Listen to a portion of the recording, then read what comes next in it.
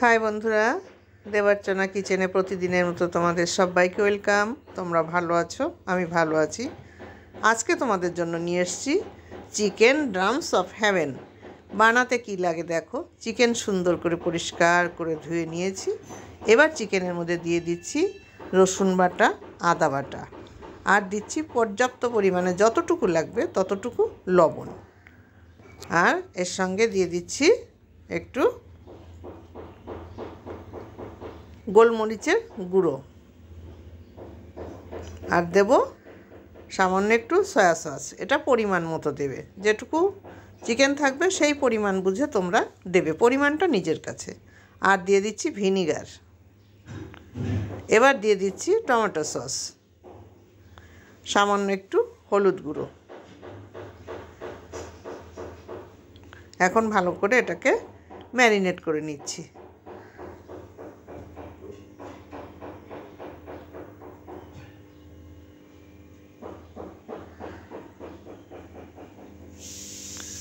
Marinate করে রেখে দিলাম। এইবার দিয়ে দিচ্ছি একটু কর্নফ্লাওয়ার।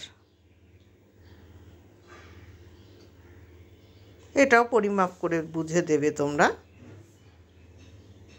সঙ্গে একটা ডিম।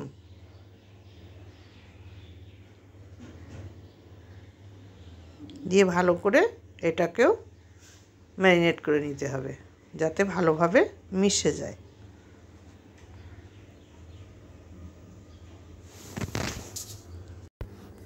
ম্যারিনেটটা সুন্দরভাবে করতে হবে, যাতে সবটা ভালোভাবে মিশে যায়, সেভাবে করতে হবে। একটু মনোযোগ দিয়ে, আমার জলটা বেশি মনে হচ্ছিল, যার জন্য কর্নফ্লাওয়ার আমি আরেকটু দিয়ে দিলাম। দিয়ে ভালো করে ম্যারিনেট করেছি, দেখতেই পাচ্ছ। এবার আমি যথারীতি কড়াইতে তেল দিয়ে দিয়েছি, সাদা তেল। তেলটা গরমও হয়ে গেছে। এখন আমি এক এক করে একটা করে এটা ভাজবো। দেখতে পাচ্ছ, এইভাবে তুলে তুলে ভাজতে হবে, একটা করে নিতে হবে আর ভাজতে হবে। ব্যাস, আর দরকার নেই। এই পর্যন্ত দিয়ে আমি আর সুন্দর করে আগে ভেজে নেব।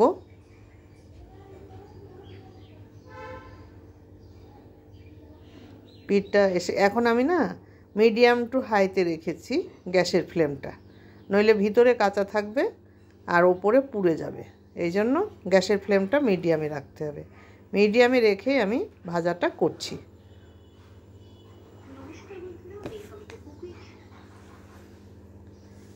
এই চিকেন ড্রামস অফ হেভেন তোমরা কি এর আগে কেউ রান্না করেছো? না হলে আমি যেভাবে রান্না করছি তোমরা সেইভাবে রান্না করে খেয়ে দেখবে, খুব সুন্দর লাগবে। আর আমি যেটা করছি, যদি না করে থাকো তাহলে সেটাও জানাবে, আর করে থাকলে তোমরা কেমন করে করো তাও আমাকে কমেন্টস করে জানাবে। আর বেশি বেশি করে বন্ধুদের সঙ্গে শেয়ার করবে। লাইক করতে কিন্তু একদম ভুলবে না বন্ধুরা। কি করব বলো, গল্প করার তো দরকার, তোমাদের সঙ্গে আসল কথাগুলো বলার দরকার। তাই তেলটার মধ্যে দিয়ে দিয়েছি, দিয়ে ভাজা হতে হতে আমার বন্ধুদের সঙ্গে গল্প করাটাও হয়ে যাচ্ছে আমার, তাই না? বলি, যে রাঁধে সে কিন্তু চুলও বাঁধে। তাই রান্না করতে করতে আমার চুল বাঁধাটাও হয়ে গেল। আগে তো ছিল রান্না করতে করতে সব রান্না বসিয়ে দিয়ে দুপুরবেলার কাপড় জামা সব শুকিয়ে যেত, ভাঁজ করা হয়ে যেত রান্না বসিয়ে দিয়ে উনুনে। হ্যাঁ, আবার বিকাল 4টে বাজতে বাজতে সব চুল বাঁধা হয়ে যেত, হেরিকেন মোছা হয়ে যেত। হ্যাঁ, আবার সন্ধ্যার আগে হেরিকেন ধরিয়ে সব জোর কমিয়ে রাখতো। এবার ভাজা হয়ে গেছে, তুলে রাখলাম। এখন তো সেই সব দিন আর নেই। এখন কারেন্ট আছে, সুইচ দিলেই হয়ে গেল। আমার বাকিগুলো আস্তে আস্তে এইভাবে একই সুন্দর করে ভেজে নেব। তোমরা কেউ হেরিকেন দেখেছো নাকি? আর হেরিকেন কি, যদি না দেখে থাকো আমাকে জানাবে।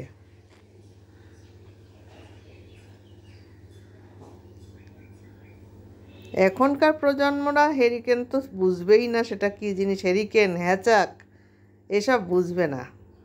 হ্যাচাক লাইট কী জিনিস, ম্যান্টেল কাকে বলে, কিচ্ছু বুঝবে না। তাও তো আমরা দেখেছি।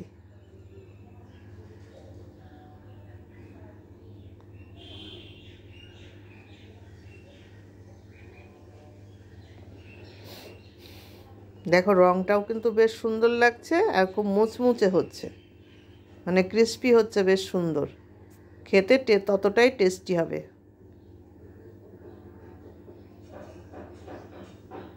বন্ধুরা, আমি কিন্তু ম্যারিনেট করে প্রায় 1 ঘন্টা রেখে দিয়েছিলাম, তারপরে আমি ভাজতে এসেছি, কিন্তু সেই 1 ঘন্টা পরের কথাটা বলতে ভুলে গেছি। তোমরা ম্যারিনেট করে 1 ঘন্টা রেখে দেবে রেস্টে, দিয়ে তারপরে ভাজবে। দেখো, দেখলে বুঝতে পারছো কতটা মানে মুচমুচে হচ্ছে। একটা জিনিস দেখলেই কিন্তু বোঝা যায়।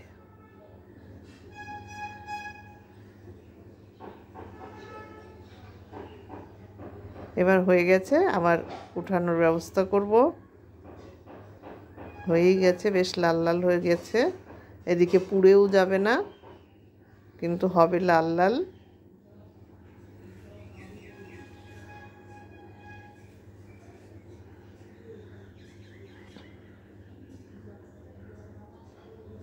ব্যাস, তুলে দিলাম।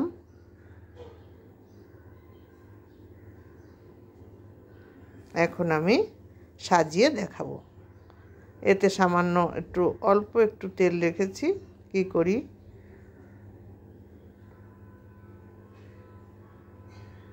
এই তেলের মধ্যে এখন দিয়ে দিচ্ছি একটু আদা কুচি, রসুন কুচি,